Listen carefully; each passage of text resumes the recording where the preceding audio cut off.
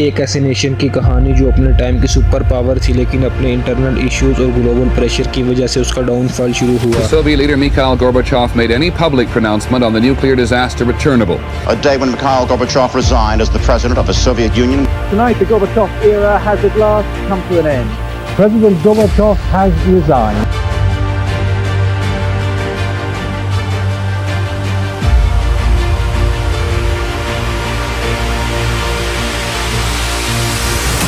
Nineteen 1917 में Russia में एक बड़ी पॉलिटिकल रेवोल्यूशन हुई, जिस रेवोल्यूशन को हम अक्टूबर रेवोल्यूशन भी कहते हैं। इस रेवोल्यूशन ने तसर निकोलस की मोनार्की को गिराया और बवलिश पार्टी को पावर दी। बवलिश पार्टी व्लादिमीर लेनिन ने एक सोशलिस्ट गवर्नमेंट बनाई और यूएसएसआर की फाउंडेशन रखी। 1922 में रशिया के अलावा और कई रीजन्स ने इसके साथ जुड़कर एक न्यू नेशन बनाया।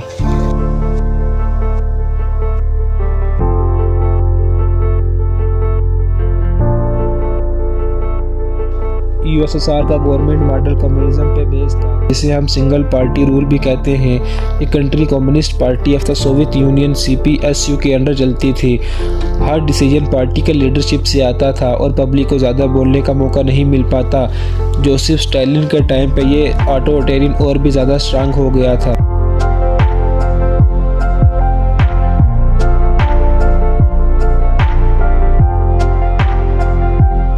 यूएसएसआर के कुछ की लीडर्स ने दुनिया की पॉलिटिकल लैंडस्केप को शेप किया।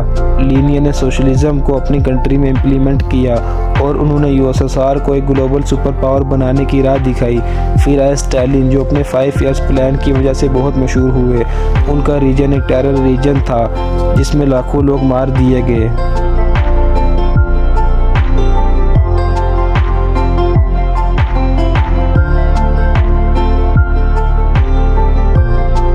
फिर आए ख्रुश्चेव, जो स्टालिन के बाद लीडरशिप में आए। उन्होंने थोड़ा रिफॉर्म किया, लेकिन कुर्बन मिसाइल क्राइसिस जैसे इंसिडेंट ने उनकी लीडरशिप को टेस्ट किया।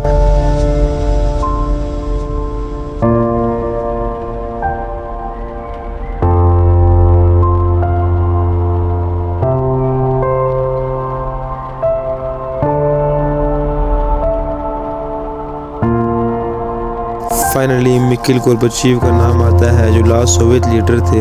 उन्होंने ग्लासनोस्ट और रीस्ट्रक्चरिंग की पॉलिटिक्स को इंट्रोड्यूस किया। इकोनॉमिकली यूएसएसआर एक प्लान इकोनॉमी थी। गवर्नमेंट ही हर चीज़ डिसाइड करती थी, प्रोटेक्शन, डिस्ट्रीब्यूटिंग और प्राइसिंग। हैवी इंडस्ट्रीज और मिलिट्री टेक्नोलॉजी को ज़्यादा प्रायोरिटी दी जाती थी, लेकिन ये सिस्टम एफिशिएंसी को बूस्ट नहीं कर पाया और कंज्यूमर गुड्स की कमी भी थी। इस वजह से पब्लिक का डिससैटिस्फैक्शन बढ़ता गया।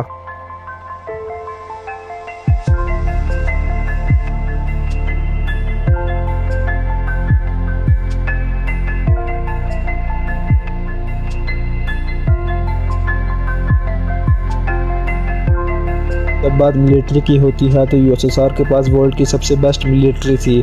उन्होंने न्यूक्लियर वेपन को डेवलप किया। स्पेस रेस में अमेरिका के साथ भी कंपटीशन किया।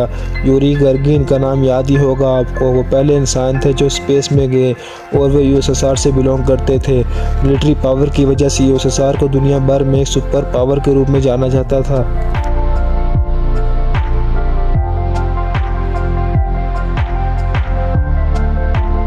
यूएसएसआर का कल्चर भी काफ़ी यूनिक था। यहाँ के आर्ट और लिटरेचर गवर्नमेंट के इन्फ्लुएंस में थे, लेकिन फिर भी आर्टिस्ट और राइटर्स थे जो अपने काम से सोशल चेंज और ह्यूमन राइट्स को हाईलाइट करते। सोवियत सिनेमा और थिएटर भी अपने टाइम पे काफ़ी मशहूर थे, लेकिन फ्रीडम ऑफ एक्सप्रेशन काफ़ी लिमिटेड थी। ये एक ऐसी सोसाइटी थी जहाँ पर लोगों को अपनी पर्सनल लाइफ को गवर्नमेंट के रेगुलेशन के हिसाब से एडजस्ट करना पड़ता था।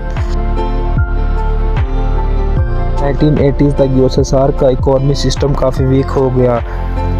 गोर्बाचेव ने रिफॉर्म जैसे ग्लासनोस्ट और पेरेस्ट्रोइका किया, लेकिन उन्होंने सिस्टम को सेव नहीं किया। यूएसएसआर के अंदर डिफरेंट रिपब्लिक्स ने इंडिपेंडेंस की मांग की। 1989 में बर्लिन वॉल के गिरने के बाद और 1991 में यूएसएसआर के कोलैप्स होने के बाद यूएसएसआर एंड हो गया। रशिया और बाकी के 14 रिपब्लिक इंडिपेंडेंट कंट्री बन गए।